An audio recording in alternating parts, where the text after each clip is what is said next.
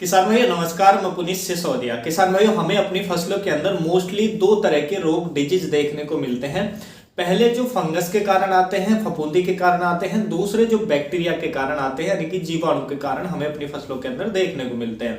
हालांकि वायरस के कारण भी हमें अपनी फसलों में जो डिजीज है वो देखने को मिलते हैं, लेकिन वो इंसेक्ट की वजह से आते हैं। यदि हम इंसेक्ट को कंट्रोल करके रखें तो वायरस हमारी फसलों में नहीं आता है। तो आज की जो इस वीडियो में हम आपको एक ऐसे ही बेहतरीन फफूंदी नाशक के बारे में बताएंगे जो फफूंदी नाशक का भी काम करेगा और बैक्टीरिया साइड का भी काम करेगा, यानी कि जो फंगस जनित रोग है उनको भी कंट्रोल करेगा, साथ में बैक्टीरिया जनित रोगों को भी कंट्रोल करेगा। क्योंकि कभी कभी हमें कंफ्यूजन हो जाती है कि हम हमारे जो किसान भाई हैं वो आइडेंटिफाई नहीं कर पाते हैं कि ये बैक्टीरिया जनित है या फंगस जनित है। तो ऐसी कंडीशन में ये जो फफूंदी नाशक है या बैक्टीरियासाइड हम इसको कहें या कॉम्बो कहें, तो ये बहुत ही अच्छा रिजल्ट दिखाता है, दोनों को इफेक्टिवली कंट्रोल करता है। तो हम जो बात कर रहे हैं वो कर रहे हैं सिंजेंटा कंपनी के गार्लिच फंजीसाइड के बारे में। तो देखिए, इसके बारे में कंप्लीट इंफॉर्मेशन लेंगे कि इसकी डोज क्या है, कौन कौन से रोगों पर काम करता है, क्यों ये बेहतरीन प्रोडक्ट है किसान भाइयों के लिए, कौन कौन से टेक्निकल होते हैं, क्या डोज होती है, क्या कीमत होती है, इसका कॉम्बिनेशन कब करें नहीं करें, इसको किस स्टेज में उपयोग नहीं करना है, ये भी आपको समझना चाहिए।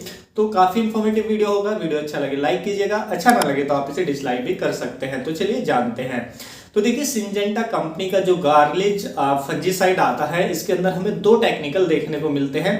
पहला इसमें होता है कासोगामाइसिन जो 5% होता है, प्लस इसमें कॉपर ऑक्सीक्लोराइड होता है जो हमें 45% देखने को मिलता है। तो ये दो टेक्निकल होते हैं। तो देखिए, इसके अंदर जो कासोगामाइसिन होता है 5%, ये बैक्टीरिया साइड है, ये केवल बैक्टीरिया पर ही काम करता है और ये सिस्टेमिक होता है, यानी कि स्प्रे करते हैं तो ये प्लांट के सिस्टम में जाकर के जो बैक्टीरिया है उनको खत्म कर देता है। तो ये बहुत ही अच्छा क्यूरेटिव एक्शन इसके अंदर होता है, अच्छे से क्योर करने का काम करता है। हालांकि इसके अंदर प्रिवेंटिव एक्शन भी होता है, लेकिन क्यूरेटिव में ज्यादा अच्छा काम करता है। दूसरा इसमें होता है कॉपर ऑक्सीक्लोराइड 50%, ये कॉन्टैक्ट एक्शन इसके अंदर होता है, यानी कि ये प्लांट के सिस्टम में नहीं जाता है जो इसमें कॉपर ऑक्सीक्लोराइड होता है। और देखिए, ये जो कॉपर ऑक्सीक्लोराइड है ये फंजीसाइड का भी काम करता है, यानी कि फंगस जनित रोगों को भी कंट्रोल करता है, और बैक्टीरिया साइड का भी काम करता है, यानी कि बैक्टीरिया जनित रोगों को भी कंट्रोल करता है।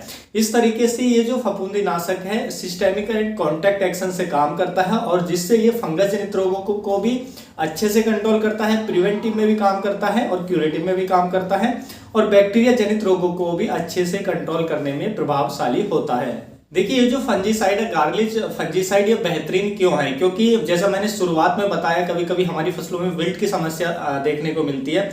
तो किसान भाई उस कंडीशन में नहीं समझ पाते हैं कि ये बैक्टीरिया जनित जो विल्ट है वो बैक्टीरिया जनित है या फंगस जनित है, क्योंकि दो तरीके के विल्ट हमें देखने को मिलते हैं। तो ऐसी कंडीशन में आप इसका यूज कर सकते हैं, चाहे वो बैक्टीरिया जनित हो या फंगस जनित हो, तो उसको ये प्रभावी तरीके से दोनों को कंट्रोल कर देगा। इसी तरीके से लीफ स्पॉट देखने को मिलता है, बैक्टीरियल लीफ स्पॉट देखने को मिलता है, फंगस के कारण भी लीफ स्पॉट आता है, तो उन दोनों को कंट्रोल कर देगा यदि आप इसका स्प्रे करते हैं। ब्लाइट की समस्या भी होती है तो बैक्टीरियल लीफ ब्लाइट भी होता है, और ब्लाइट वैसा भी होता है फंगस के कारण, तो दोनों को कंट्रोल करता है प्रभावी तरीके से। तो ऐसी कंडीशन में आप इसका उपयोग करते हैं तो दोनों ही जो है, चाहे वो बैक्टीरिया जनित हो चाहे फंगस जनित हो, वो कंट्रोल हो जाएगा। तो ये काफी अच्छे से हमारी फसलों पर काम करता है। अगर आपको आइडेंटिफिकेशन आता है कि आप पहचान कर सकते हैं, तो फिर आप यदि फंगस जनित है तो फंजीसाइड का ही स्प्रे दें जो फफूंदी नाशक पे अच्छा काम करता है। यदि आप कंफ्यूजन में हैं तब आप ऐसे फफूंदी नाशक का उपयोग अपनी फसलों पर कर सकते हैं। यदि हम रोगों की बात करें कि कौन कौन से रोगों को कंट्रोल करता है, तो देखिए, बैक्टीरिया जनित रोगों को कंट्रोल करता है, जैसे कि हमें बंद गोभी के अंदर ब्लैक रॉट की समस्या देखने को मिलती है जो एक बैक्टीरिया जनित रोग होता है। नींबू के अंदर कैंकर की समस्या देखने को मिलती है, उसको कंट्रोल करता है। बैक्टीरियल लीफ स्पॉट को अच्छे से कंट्रोल करता है। उसके साथ साथ बैक्टीरियल जो ब्लाइट की समस्या है उसको अच्छे से कंट्रोल करता है। लेट ब्लाइट पर भी ये काम करता है, अर्ली ब्लाइट पे भी ये काम करता है, तो इन दोनों को भी ये अच्छे से कंट्रोल करने में प्रभावशाली है। जो इसके अंदर कॉपर ऑक्सीक्लोराइड होता है वो लेट ब्लाइट अर्ली ब्लाइट पे काम करता है। एंथ्रेक्नोज डिजीज पे भी अच्छे से काम करता है। उसके साथ साथ फ्रूट रॉट डिजीज पे भी अच्छे काम करता है। जो ब्लास्ट की समस्या हमें धान में देखने को मिलती है तो उस पे भी अच्छा काम करता है। उसके साथ साथ जो विल्ट की समस्या हमें देखने को मिलती है फसलों के अंदर, तो विल्ट चाहे फ्यूजेरियम विल्ट हो चाहे बैक्टीरियल विल्ट हो, दोनों को अच्छे से कंट्रोल करने में प्रभावशाली है, लेकिन उसके लिए हमें इसका ड्रिंच देना पड़ेगा। तो इन सभी रोगों को बहुत अच्छे से कंट्रोल करता है। प्रिवेंटिव में जो कॉपर ऑक्सीक्लोराइड है वो प्रिवेंटिव में ज्यादा अच्छा काम करता है, और जो इसके अंदर कासुगामाइसिन है जो केवल बैक्टीरिया पे काम करता है, वो क्यूरेटिव में ज्यादा अच्छा काम करता है। तो इस तरीके से प्रिवेंटिव क्यूरेटिव दोनों इसके अंदर एक्शन हमें देखने को मिल जाता है। काफी अच्छा ये फफूंदीनाशक होता है, तो आप इसका अपनी फसलों पर उपयोग कर सकते हैं। और यदि हम इसकी डोज की बात करें तो देखिए इसकी जो डोज हमें रखनी होती है 1.5 ml पर लीटर के हिसाब से रखनी होती है, यानी कि पर एकड़ की यदि मैं बात करूं तो 300 ग्राम पर एकड़ के हिसाब से आप इसको स्प्रे कर सकते हैं। स्प्रे के लिए यदि आप विल्ट की समस्या है उसके लिए यदि आप ड्रिंच दे रहे हैं तो उसमें आप आधा kg को पर एकड़ के हिसाब से यूज कर सकते हैं। यदि आप ड्रिप के माध्यम से चला रहे हैं या ड्रिंच दे रहे हैं तो सॉइल एप्लीकेशन के लिए हमें इसकी डोज ज्यादा रखनी होती है, तो 500 ग्राम पर एकड़ के हिसाब से आप रख सकते हैं। तो इस तरीके से आप इसको उपयोग कर सकते हैं। देखिए इसको आप यदि बच सकते हैं तो फ्लोवरिंग स्टेज में आप इसके उपयोग से बच सकते हैं, क्योंकि फ्लोवरिंग स्टेज में जो कॉपर ऑक्सीक्लोराइड है उससे कुछ फ्लोवर ड्रॉप की समस्या आपको देखने को मिल सकती है। लेकिन यदि डिजीज का अटैक ज्यादा है तो उस समय भी आप फ्लोवरिंग स्टेज में भी उपयोग कर सकते हैं, क्योंकि उतना ज्यादा फ्लोवर ड्रॉप नहीं होता है, थोड़ा बहुत समस्या हमें देखने को मिल सकती है। यदि आप ज्यादा किसी फंगस की या बैक्टीरिया की समस्या है तो आप बेझिझक इसका स्प्रे करें, जिससे वो डिजीज कंट्रोल हो जाए, क्योंकि जब प्रायोरिटी हमारी यही होती है कि हमारा जो डिजीज है वो कंट्रोल हो, तो थोड़ा बहुत फ्लोवर ड्रॉप हो भी जाए तो कोई दिक्कत नहीं आती है।